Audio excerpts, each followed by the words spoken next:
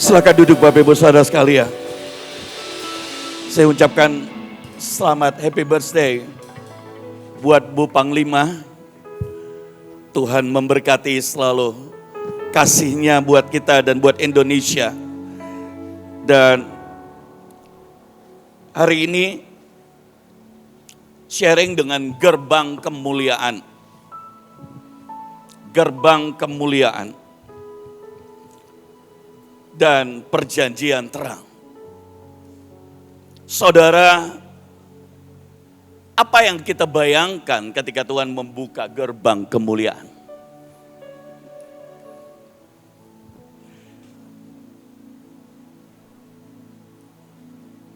Di Eden, kemuliaan Tuhan memenuhi Eden. Ketika manusia jatuh dalam dosa, mereka kehilangan kemuliaan. Saatnya untuk kemuliaan Tuhan dibuka bagi setiap kita. Khususnya bagi raja-raja. Saudara, ketika gerbang kemuliaan Tuhan dibuka, itu artinya ada sesuatu yang di-upgrade Tuhan. Lebih dan lebih dari apa yang saudara pikir dan bayangkan. Tiba-tiba akses itu terbuka. Tiba-tiba Tuhan pemulihkan saudara. Tiba-tiba saudara dibuka banyak hal. Bukan karena engkau, tapi karena Tuhan. Mari buka Matius pasal yang keempat ayat 16 dan 17. Bangsa yang diam dalam kegelapan telah melihat terang yang besar. Bagi mereka yang diam di negeri yang dinaungi maut telah terbit terang. Firman ini bicara tentang waktu Yesus datang. Dan saya percaya bahwa firman ini juga datang buat setiap kita. Supaya melalui hidup setiap saudara ada terang yang besar. Saudara, makanya betapa pentingnya untuk hidup saleh. Betapa pentingnya saudara menjaga pengurapan Tuhan. Jangan pernah tukar dengan apapun. Bahkan Tuhan bicara di hati saya. Aku akan pakai mulutmu untuk menyambungkan apa yang sorga katakan. Tetapi jangan pernah bohong. Saya nangis di kamar doa saya. Saya guling-guling. Karena kita kadang-kadang bohong secara rohani. Padahal firman Tuhan berkata ya, katakan ya. Tidak, katakan tidak. Selain dari itu, berasal dari si jahat. Saya nangis, saya bergoncang di kamar. Karena Tuhan seperti mengoperasi. Aku akan bawa setiap anak-anakku. Tapi maukah ketika saudara di marketplace berbeda. Engkau menjaga setiap perkataanmu. Jangan ada dusta. Jangan ada yang bohong.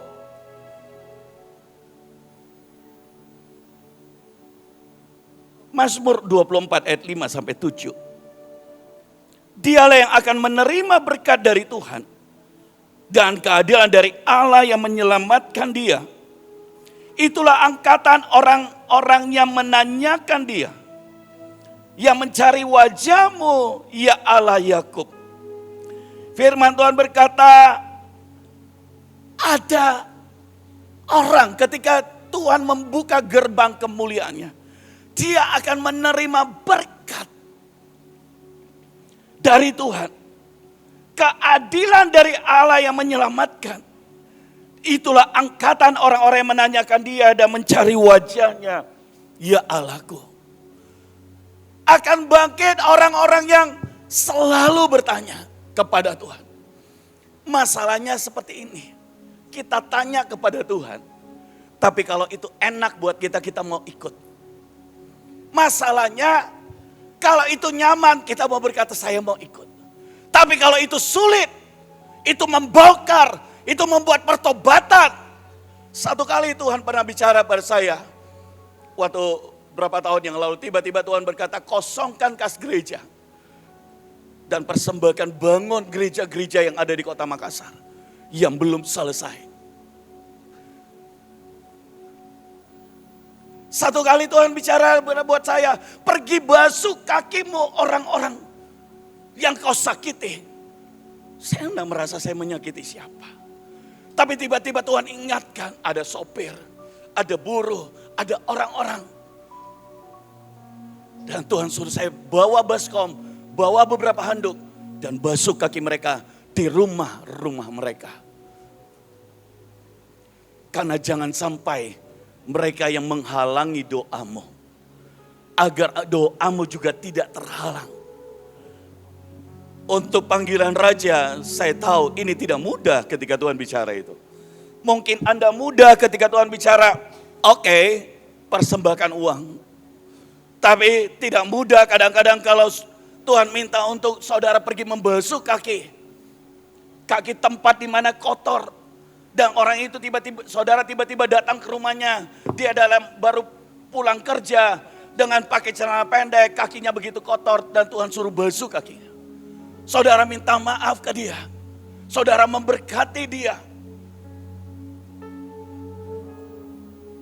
Firman Tuhan berkata, ketika gerbang itu terbuka, tandanya adalah saudara mengikuti, bertanya, dan melakukan apa yang Tuhan katakan. Tuhan tidak hanya menuntun kita ketika kita ibadah, tapi ketika di dalam pekerjaan, di marketplace, setiap keputusan, setiap hal yang saudara ambil, tanyakan kepada Tuhan. Dan apakah itu menguntungkan kerajaan surga? Apakah itu Tuhan kehendaki? Dan kau melakukan. Satu kali Tuhan bicara buat saya, istrimu sudah tidak mencintaimu, kehilangan cinta. Dan saya kaget. Dan saya tanya pada istri. Istri saya berkata, ya. Ini berapa tahun yang lalu. Karena Hendrik dulu nakal sekali. Jadi hatinya penuh luka. Kita laki-laki yang penting udah beres. Udah bertobat, pikir hati istri udah bertobat. Udah senang juga. Tapi ternyata istri saya dengan jujur bilang apa? Saya sudah tidak cinta sama papa. Saya shock saudara. Dan saya ambil baskom. Kasih saya kesempatan. Saya harus alirkan kemuliaan Tuhan di keluarga. Butuh 5 tahun. Bukan 1-2 kali membasuh kaki. Kalau meminta maaf sampai istri saya bilang, saya bosan dengar kamu minta maaf. Ya karena saya terlalu banyak salah. Karena saya terlalu egois. Saya terlalu pemarah, saya terlalu keras. Dan setiap kali Tuhan suruh saya minta maaf. Yang dulunya 1 kali pun saya tidak pernah lakukan. Jadi ketika pintu gerbang terbuka, jangan hanya berpikir bahwa harta itu tiba-tiba order banyak, tiba-tiba rumah makan baru, hotel baru, perusahaan baru, dapat investor yang baik. No, bukan hanya itu. Firman Tuhan berkata bahwa Dialah yang menerima berkat dari Tuhan dan keadilan dari Allah yang menyelamatkan kita. Menyelamatkan saya dan keluarga saudara. Saya pernah asik sendiri dengan Tuhan, lari. Saya tidak peduli dengan istri dan anakku. Saya puasa 1 tahun untuk kemuliaan nama Tuhan. Saya tidak bermaksud apa-apa. Saya hanya menggambarkan hal itu. Tapi 1 kali Tuhan bicara, kalau kau tinggalkan istri dan anakmu, 1 kali mereka akan kecewa, kepahitan. Dan saya harus turun saudara. Pulihkan saudara. Hari itu saya tahu Tuhan mau pulihkan. Firman Tuhan ayat ke-7 berkata, angkatlah kepalamu hai pintu-pintu yang gerbang. Dan terangkanlah kamu hai pintu-pintu yang berabad-abad. Supaya masuklah Raja kemuliaan. Ketika Raja kemuliaan itu datang, hadir di hidupmu, orang tahu. Bukan hanya saudara tahu. Karena mereka melihat buahnya. Istrimu tahu, anakmu tahu. Orang-orang di sekitar saudara, itu yang pertama kali tahu. Karyawan saudara tahu. Para pekerja saudara yang tahu. Kenapa? Karena engkau berbeda. Karaktermu, hidupmu diproses Tuhan.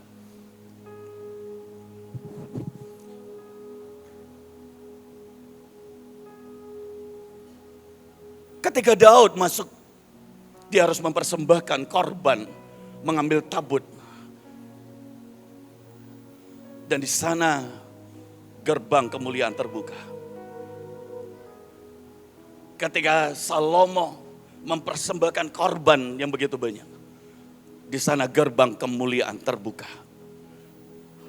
Ketika Saulus dalam perjalanan ke Damaskus, gerbang kemuliaan terbuka, dia bertemu dengan Yesus. Dan seorang pembunuh jemaat lahir menjadi seorang rasul yang begitu mengimpact bangsa-bangsa lain selain Yahudi. Saudara, jadi ketika gerbang kemuliaan Tuhan turun, sesuatu sedang terjadi. Saya teringat beberapa kali di hidup saya merasakan gerbang itu terbuka. Waktu pertama saya terbebas dari narkoba, di tengah-tengah keadaan yang begitu sulit, saya pulang dan saya berkata, Tuhan, apakah kau masih mengampuniku? Saya beri tanda kalau papa saya tidak memukul. Di tengah-tengah tinggi, saudara habis pakai sabu-sabu, pakai kokain, pakai putau. Saudara berhari-hari di luar. Dan saya pulang. Saya pikir papa saya akan pukul, istri saya akan marah. Ini sudah sangat lama tidak pulang. Dan kemudian dia memeluk. Saya merasa seperti hari itu. Gerbang itu terbuka. Gerbang kemuliaan. Karena saya tahu papa saya. Dia pasti ambil balok dan sampai bisa patah. Baru akan berhenti. Kalau tidak lihat darah tidak akan berhenti. Tapi papa saya sudah jadi hamba Tuhan. Saya tahu itu hal yang tidak mudah. Satu kali saya merasa gerbang kemuliaan Tuhan. Sehabis saya keluar dari penjara di sebuah gereja di Surabaya, gereja besar. Benihin ada. Dan kemudian hari itu Tuhan suruh saya altar kau naik. Dan mengangkat tangan di atas seperti satu goncangan listrik. Dan hari itu Tuhan berkata, aku memilihmu menjadi gembala. Menjadi hambaku. Saudara, hari itu gerbang itu seperti terbuka. Benihin dari puluhan ribu orang memanggil naik ke atas mimbar dan mengurapi 3 kali.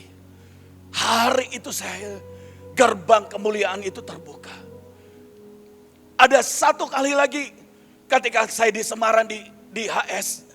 Satu kali di sebuah ibadah, beberapa kali. Saat itu hotel kami belum selesai. Kami betul-betul kesulitan keuangan. Tapi di saat seperti itu, di ibadah itu Tuhan suruh gesek kartu kredit.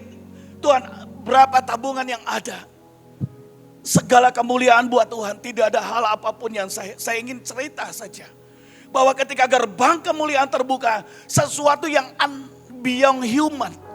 Saudara menjadi berubah. Engkau mentaati apa yang Tuhan katakan. Engkau tidak lagi menghandle dirimu, tapi kau mempercayai Tuhan. Dan hari itu Maurice Cerullo cerita tentang warisan. Tante dia sudah melayani 65 tahun. Dan saudara ingat ada 3 orang, tapi 1 orang turun.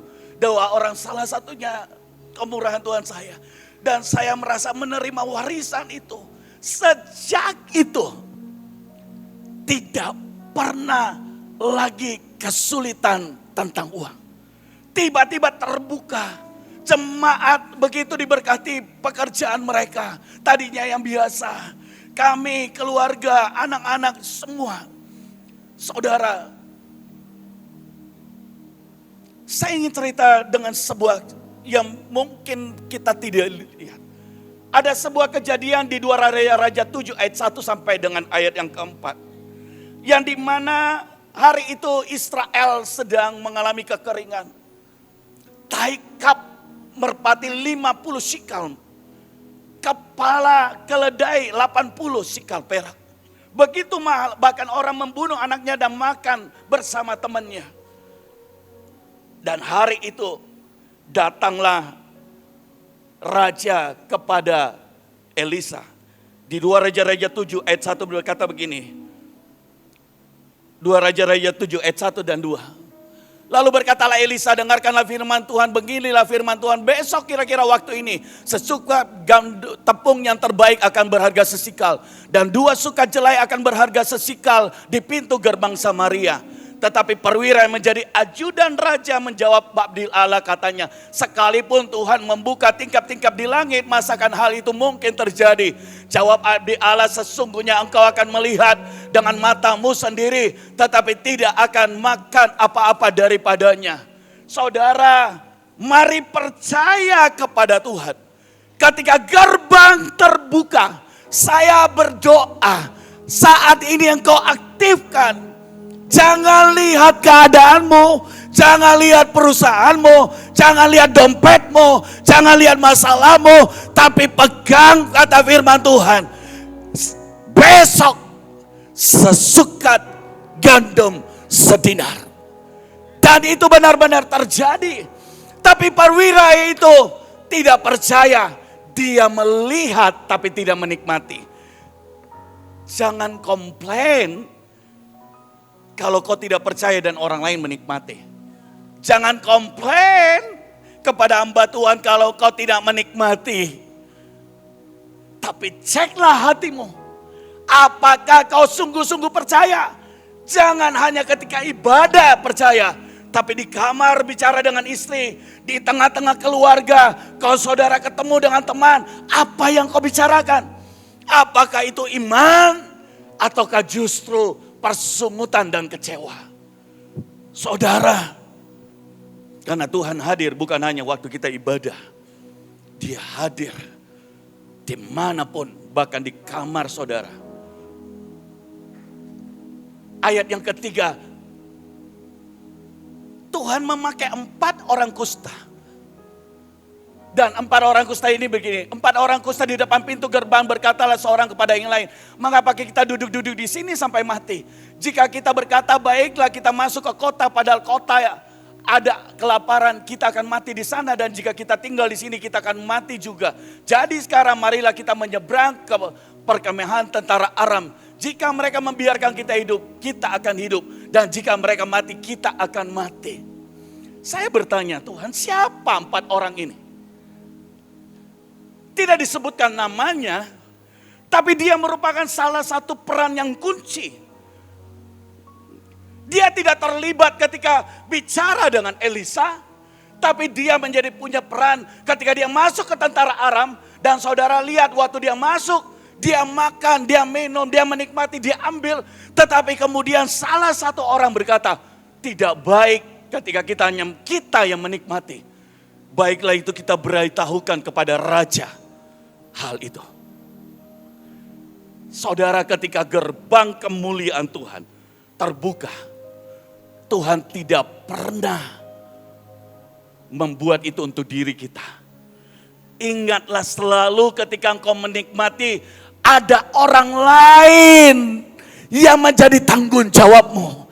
Ada bangsa yang menjadi tanggung jawabmu. Ada kota, ada pergerakan, Ada jiwa-jiwa yang menjadi tanggung jawabmu. Kalau itu ditemukan Tuhan, bahwa perusahaanmu adalah untuk memberi makan orang lain, untuk memberi dampak buat orang lain, agar orang-orang bisa dimenangkan, saudara, maka Tuhan punya alasan untuk itu. Pagi tadi saya mendapat kesaksian 2 orang Kedar. Saya hanya sharing, memberi motivasi 15 menit waktu pembukaan. Dan hari ini 2 orang itu terima Yesus. Dia adalah saudara. Sedang dibimbing, dia mau dibaptis. Saya berkata, sabar, bimbing dulu. Dan lihat keadaan bagaimana.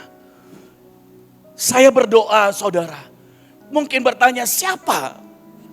Saya membaca buku, banyak buku, dan saya tidak menemukan. Tiba-tiba saya temukan satu buku yang bicara tentang siapa 4 orang kusta ini. Dan saya shock, saudara. Di 2 Raja-Raja pasal berikutnya 8 ayat yang keempat dan kelima, di sana tiba-tiba Gehasi datang. 2 Raja-Raja 8 ayat 4 dan 5 datang di hadapan raja. Nah, kita tahu bahwa Gehasi itu sudah kusta. Dia kena kusta putih. Itu artinya apa? Dia tidak bisa, jangankan masuk ke dalam raja, bahkan dekat orang harus ada jaraknya 10 meter. Jadi dia tidak mungkin, kalau dia tidak sembuh, maka dia tidak mungkin. Dan buku itu menjelaskan tentang peristiwa itu. Dan dia berkata, kemungkinan besar itu adalah Gehasi. Dan saya baca di ayat ini, dan saya mau sepakat, saya mau berkata, Gehasi sudah disembuhkan Tuhan. Saya mau berkata seperti ini, saudara. Apapun keadaan saudara, Tuhan sanggup pulihkan. Tuhan sanggup pulihkan saudara. Gehasi, orang berkata nggak mungkin lagi. Dia orang mata duitan. Dia orang yang dibuang. Dia sudah kena kusta putih. Saudara, mungkin sudah ada beberapa orang yang orang berkata, jangan dia orang sudah bangkrut. Oh, jangan dia orang yang sudah meninggalkan Tuhan. Oh, dia orang yang mungkin dipakai Tuhan. Saya mau berkata, ketika gerbang kemuliaan terbuka, Tuhan pulihkan setiap saudara dengan caranya yang ajaib.